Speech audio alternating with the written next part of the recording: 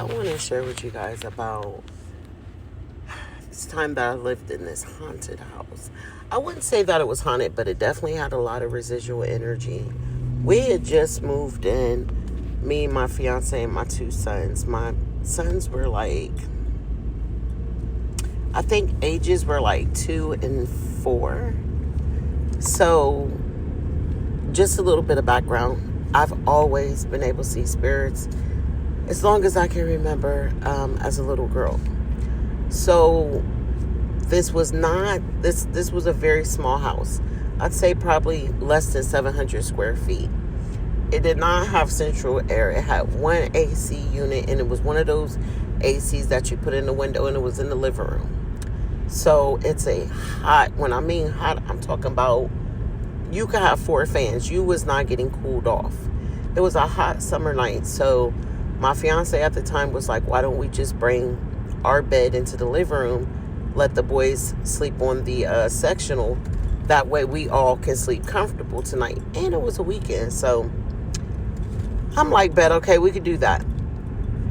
So we made it a movie night, you feel me? After dinner, we cleaned up, brought the bed out, blankets and pillows, what have you. And we started to watch some little, Disney movies. Nothing scary, y'all. Okay, we got a 2 and a 4-year-old. So we didn't watch any scary movies, nothing, no such thing. I don't know what time I dozed off, but I'm going to just say, so we put the mattress right in front of the couch. So sitting on my couch, you could see into my kitchen to the back porch through the window, okay? And right there on the porch was my grill, okay? So I don't know. I dozed off, whatever. All I know is I start dreaming. Now, you know how people say dreams aren't really dreams? Oh, my goodness. And I'm about to prove that theory right now here in a second. So I start dreaming. And in the dream, it's the same setup. We're, laying on the bed. We're in the living room. But we're awake and we are watching television.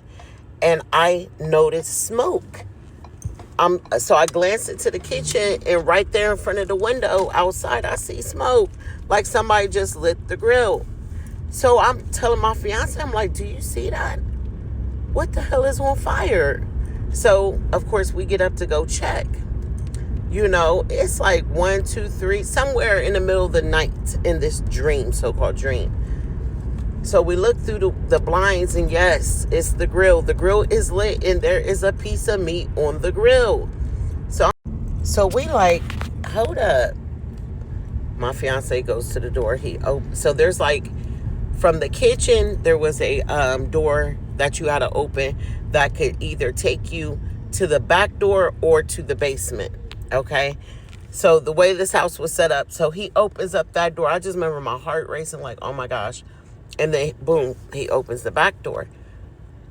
He's like, no one's out here. And I'm like, nah. Who lit the grill? So I come out behind him. Check this out, y'all. When I tell you, dreams are not dreams. I was straight remote viewing. I was reading the residual energy that was stained in that house. Not even the house we were living in, the house that used to be there. So when I looked out back, I'm like, we didn't have an alley in reality. As of that day, we were living in a house. But in that dream, there was an alley. And so at the back of my yard, there's an alley. And there's this big, tall bush. And I see a couple little heads peeking around. And I'm like, come out, come here. Because I knew they were children. I could tell they were children right away from their height. Sure enough, it's 3 little black boys. They come around the bush. And, the ages range from, I'd say, 3 to 7. So there was a 3-year-old, a 4-year-old, and the oldest looked like he was either 6 or 7. So I'm like, come here. And so they come up the yard, and they had their heads down they got caught red-handed.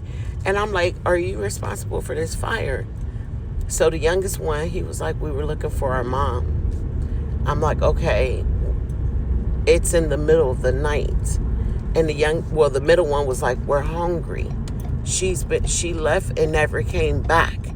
Y'all, when I tell you, but listen, I'm not aware of what's really going down right now.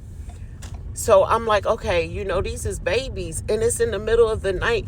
So I'm like, come on inside.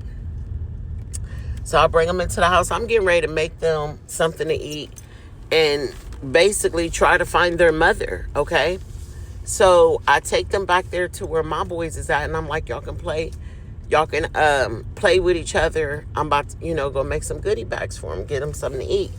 So my fiance comes to me. I'm in the kitchen making them something to eat. My fiance come to me looking all crazy, all up in my face. I said, boy, what's wrong with you? And he just looking all up in my eyes, like just screaming the shit out of my face. And I'm like, if you don't get up out my face, what is wrong with you? Listen, y'all, he wasn't saying that. He was just steady looking at me. He like, you don't see it? I said, see what? He said, they're deceased. How can you not see that?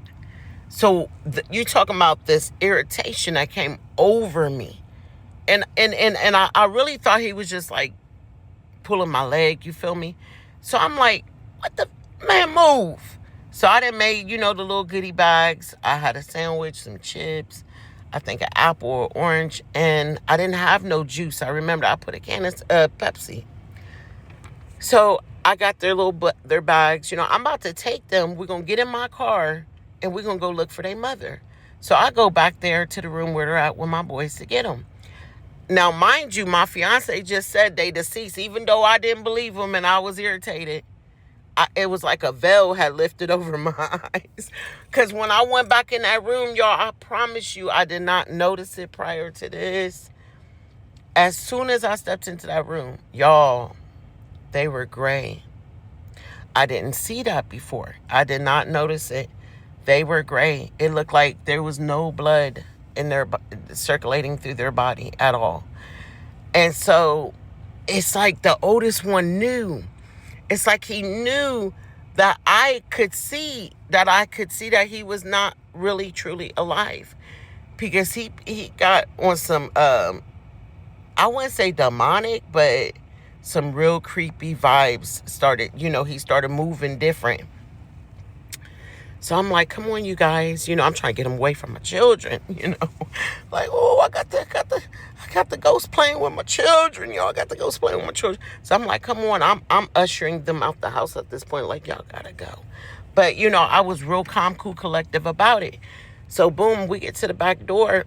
We're not looking for the mom no more. I know what the situation is. Y'all deceased. So as they're heading out of the door one at a time, and you would think it would be the oldest to the youngest, but it was the youngest to the oldest, I'm giving them their goodie bags. And I'm like, y'all need to get home now because your mom is probably looking for you. I'm playing it like that.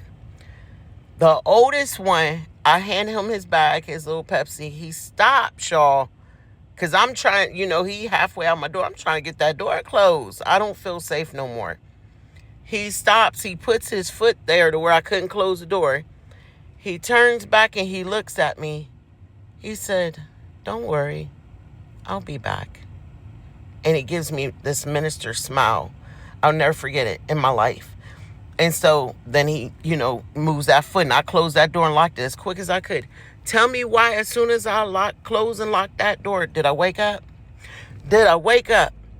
So I wake up, I'm laying on the floor on the mattress, and I'm like, oh no. So I'm like, okay, that was a nightmare, it's in the middle of the night. I got to use the restroom. But I do recall before I got up to go to the restroom, I don't know if it was just because it was so vivid. That was like so super vivid, that dream was. I did look at the kitchen window. I did. Because I don't know, you guys, it just felt like it was real time. And so I glanced up out the window. I didn't see any smoke. And I was like, it was just a dream. You're good. We've only been in this house less than 6 months, okay, at this point. So I get up and I go to the restroom. My fiance knows that I cannot sleep in the dark. So normally we leave a TV on and the bathroom light on, okay, and the kitchen light on, because I can't sleep in the dark. I cannot be in a dark house. However, because we were out in the living room, the setup was different. So it was just super dark in that hallway. The only light that I could see. I could still look into the hallway. So once I got to the bathroom, I didn't close the door all the way. I cracked it. But I could still kind of see into the hallway, like, I could see my door. So basically the TV light was giving light to the hallway, okay? This is a small house, y'all. I'm sitting there. I got my head down because, I'm like just processing the dream. What the hell did I just see? I got my head down using the bathroom. And I mentioned before, I've seen spirits my whole life. I'm hypersensitive. I am HSP, empathic, the whole shebang. I know when there's a presence around me. I can feel it. And I felt like something moved into that hallway and was looking at me through the crack of that door. Now check it, y'all. So look, now mind you, I had already looked at the crack. I could see my door, see the hallway, and then I had put my head down. So when I looked back up, y'all, I could not see my door no more. There was something jet black. I mean, when I say jet black, it was jet black standing in that hallway. I couldn't see anything past it. And it was like, I kind of like snatched back, like inside. I don't know. It was this feeling I felt like I just kind of pulled back. And as soon as I did that, I reached out and closed the door. It was only cracked, okay? And I reached out and closed the door. And next thing you know, you hear what sounds like a kid running from the hallway, through the living room, through the kitchen, down the basement steps. Where this bathroom sat, the back wall of the bathroom was the wall of the basement wall going down them steps. Y'all, I heard the whole damn thing. I remember thinking in my mind, because it's a child, you could tell the footsteps. This was a kid. There ain't no way in hell that my oldest son is running around in the dark right now. But I wasn't taking no chances. So let me tell y'all what I did. Because I'm a scaredy cat. I ain't going to front it. When you see spirits, baby, your ass be scared too. So I got up, got off the toilet. Then I'm going to finish my business. I hollered for my fiance. I said his name 3 times. Now he out there cold. He knocked out in a deep sleep in that air conditioning. Y'all, when he would not answer, I said, oh, you going to get up. Because I ain't coming out this bathroom. I'm going to wake the whole house up. I balled up my fist and I said, boom, boom. And I ain't hit once or 2, 3 times. I kept hitting that door until he got up. You heard what I'm saying? That's how I know. I hear him in the hallway. He said, what the hell's wrong with you? And I'm like, I say his name, Junior. He's like, yeah. So, boom, I'm like, turn on the hallway light. He turned on the hallway light, opened the door. He took one look at me. He said, come on. He was like, I'll roll one. Tell me all about it. He went right into my bedroom. He was like, and we sat there and I told him, and he was like, so what you think? I said, I don't know what to think right now. I ain't never had a dream and wake up and it's still carrying on. Remember, the oldest little boy said, don't worry, I'll be back. Now, where I live, next door and across the street, there was 2 people there. One was an Asian man, one was a Caucasian man. Both were homeowners. The Caucasian been there 40 years. He owned his house. He brought it in his late 20s, early 30s. 40 years. The Asian man been there for 31, I think it was. His wife left and moved in with their daughter. She comes home but then goes to California to go stay with the daughter for years at a time. And I always thought that was strange. Why is your wife not there? But so long story short, a couple days later, I'm like, I don't know the history of the house. Let me ask the neighbor, because he'd been here for 40 years. He would know. And so I mentioned it to him. I said, what happened to the little 3 black boys that used to stay here? Y'all, if you could have seen this man's face, you would have thought he saw a damn ghost. He said, oh, they moved. Yeah. They moved with their mom. He said they come by and visit every now and then. And I said, oh, okay. And, it was kind of on that passing. We weren't conversating. And so as I walked away, he said, how'd you know about the 3 black boys? I said, huh? He said that was over 20 years ago. maybe even longer than that. He said, matter of fact, I think that was within the first 10 years I lived here. He said, it's never been 3 boys that lived there since then. How did you know about that? I said, oh no, I just, the landlord, he said, no, it wasn't even the same house. He said, years ago when I first moved here, he said, back there, none of that was there. He said, that was an alley. He said, this house wasn't here. There was another house that sat all the way in the back towards the alley. I said, well, what happened to it? He said, it burned down. Y'all remember the smoke I saw? Now, it took me some time to put this together. I didn't put it together when I lived there. I started dreaming more. The little boy was trying to show me what happened to his mom. Between the Caucasian man and the Asian man, she was a prostitute. And she had left them to go do what she do. And something happened between them 2 men.